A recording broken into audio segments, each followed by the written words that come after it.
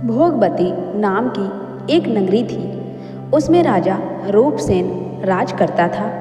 उसके पास चिंतामणि नाम का एक तोता था। एक दिन राजा ने उससे पूछा, हमारा विवाह किसके साथ होगा?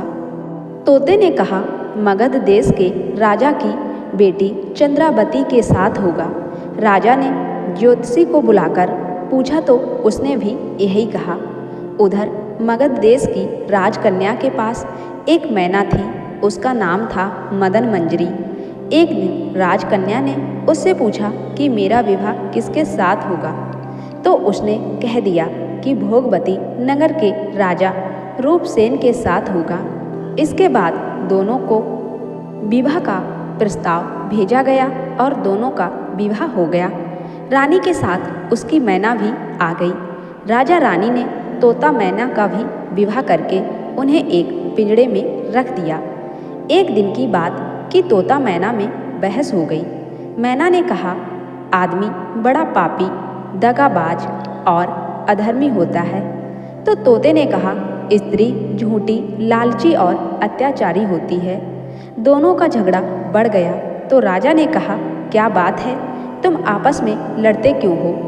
तो मैना ने कहा, महाराज, मर्द बड़े बुरे होते हैं। इसके बाद मैना ने एक कहानी सुनाई। इलापुर नगर में महाधन नाम का एक सेठ रहता था। विवाह के बहुत दिनों के बाद उसके घर एक लड़का पैदा हुआ। सेठ ने उसका बड़ी अच्छी तरह से पालन पोषण किया, पर लड़का बड़ा होकर जुआ खेलने लगा और इसी बीच सेठ मर गया। लड़के ने अपना सारा धन जुए में खो दिया। जब पास में कुछ नहीं बचा तो वह नगर छोड़कर चंद्रपुरी नामक नगरी में जा पहुंचा। वहां हेमगुप्त नाम का एक साहूकार रहता था। उसके पास जाकर उसने अपने पिता का परिचय दिया और कहा कि मैं जहाज लेकर सौदागरी करने गया था, माल बेचा, धन कमाया, लेकिन लौटते वक्त समुद्र में ऐसा तूफान आया कि जहाज डूब गया और मैं जैसे तैसे बचकर यहाँ आ गया। उस सेठ के एक लड़की थी, रत्नावती। सेठ को बड़ी खुशी हुई कि घर बैठे इतना अच्छा लड़का मिल गया। उसने उस लड़के को अपने घर में रख लिया और कुछ दिन बाद अपनी लड़की से उसका विवाह कर दिया। दोनों वहीं रहने लगे। अंत में एक दिन वहाँ से दोनों पति पत्नी विदा हुए। सेठ ने बहुत सा धन दिया और एक दासी को उनके साथ भेज दिया। रास्ते में एक जंगल पड़ता था। वहाँ आकर लड़के ने स्त्री से कहा, यहाँ बहुत डर है, तुम अपने गहने उतार कर मेरी कमर में बांध दो। लड़की ने ऐसा ही किया। इसके बाद लड़के ने कहारों को धन देकर डोले को वापस करा दिया और दासी को मारकर कुएं में डाल दिया। फिर स्त्री को भी कुएं में धक्का देकर आगे बढ़ गया। अब स्त्री रोने लगी। एक मुसाफिर उधर से जा रहा था। जंगल में रोने की आवाज़ सुनकर वह वहाँ आया तो उसे कुएं से निकालकर उसके घर पहुँचा दिया। स्त्री ने घर जाकर अपने माँ बाप से कह दिया कि रास्ते में चोरों ने हमारे गहने छीन लिए और दासी को मार दिया और मुझे कुएं में ढकेल कर भाग गए। बाप ने उसे ढाढ़स बंधाया और कहा कि तू चिंता मत कर, तेरा स्वामी जीवित होगा और किसी दिन जरूर आएगा। उधर वह लड़का जेवर लेकर शहर पहुंचा। उसे तो जुओं की लत थी। वह सारे गहने जुए में हार गया। उसकी बुरी हालत हुई तो वह यह बहाना बनाकर कि उसके लड़का हुआ है, फिर अपनी ससुराल चल पड़ा।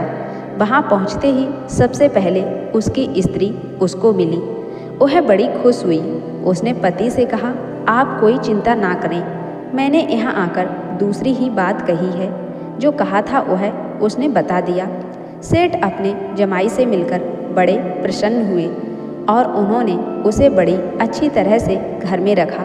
कुछ दिन बाद एक रोज जब वह लड़की गहने पहने सो रही थी, उसने चुपचाप छुरी से उसे मार डाला और उसके गहने लेकर चंपत हो गया। तो मैना बोली, महाराज, यह सब मैंने अपनी आँखों से देखा है। ऐसा पापी होता है आदमी। राजा ने तोते से कहा, अब तुम बताओ कि स्त्री क्यों बुरी होती है। इस पर तोते ने यह कहानी सुनाई। कंचनपुर में सागर दत्त नाम का एक सेठ रहता था। उसके श्री दत्त नाम का एक लड़का था। वहाँ से कुछ दूर पर एक और नगर था, श्री विजयपुर। उसमें सोमदत्त नाम का एक सेठ रहता था। उसके एक लड़की थी। वह श्री दत्त को ब्याही थी। ब्याह के बाद श्री दत्त व्यापार करने परदेश चला गया। 12 वर्ष हो गए और वह नहीं आया तो जयश्री व्याकुल होने लगी। एक दिन वह अपनी अटारी पर खड़ी थी कि एक आदमी उसे दिखाई दिया। उसे देखते ही वह उस पर मोहित हो गई। उसने उसे अपनी सखी के घर बुलवा लिया। रात होते ही वह उस सखी के घर चली जाती और रात भर वहाँ रहकर दिन निकलने से पहले ही लौट आती। इस तरह से बहुत दिन बीत गए। इस बीच एक दिन उसका पति परदेश से लौट आया। स्त्री बड़ी दुखी हुई। अब वह क्या करे। पति हारा थका था। जल्दी ही उसकी आंख लग गई और स्त्री उठकर अपने दोस्त के पास चली गई। रास्ते में एक चोर खड़ा था। वह देखने लगा कि स्त्री कहाँ जाती है। धीरे धीरे वह सहेली के मकान पर पहुंची। चोर भी पीछे पीछे गया। संयोग से उस आदमी को सांप ने काट लिया था और वह मरा पड़ा था। स्त्री ने समझा सो रहा है। वहीं आंगन में पीपल का एक पेड़ था जिस पर एक पिशाच बैठा यह लीला देख रहा था। उसने उस आदमी के शरीर में प्रवेश करके उस स्त्री की नाक काट ली और फिर उस आदमी की देह से निकलकर पेड़ पर जा बैठा। स्त्री रोती हुई अपनी सहेली के पास गई। सहेली ने कहा कि तुम अपने पति के पास जाओ और वहाँ बैठकर रोने लगो। कोई पूछे तो कह देना कि पति ने नाक काट ली है। उसने ऐसा ही किया। उसका रोना सुनकर लोग इकट्ठे हो गए। आदमी जाग उठा। उसे सारा हाल मालूम हुआ तो वह बड़ा दुखी हुआ। लड़की ने रो रोकर अपनी झूठी कहानी बताई। अब लड़की के बाप ने कोतवाल को खबर दे दी। कोतवाल उन सबको राजा के पास ले गया। लड़की की हालत देखकर राजा को बड़ा गुस्सा आया। उसने कहा, इस आदमी को सूली पर लटका दो। वह चोर वहाँ खड़ा था। जब उसने देखा कि एक बेकसूर आदमी को सूली पर लटकाया जा रहा है तो उसने राजा के सामने जाकर सब हाल सच सच बता दिया और बोला, अगर मेरी बात का विश्वास ना हो तो जाकर देख लो। उस आदमी के मुंह में स्त्री की नाक है। राजा ने दिखवाया तो बात सच निकली। इतना कहकर तोता बोला, हे राजन, स्त्रियां ऐसी होती हैं। राजा ने उस स्त्री का सिर मुंडवाकर गधे पर चढ़ाकर नगर में घुमाया और शहर से बाहर छुड़वा दिया। यह कहानी सुनाकर बेताल बोला, राजा बताओ कि दोनों में ज़्यादा पापी कौन है। राजा ने कहा, स्त्री।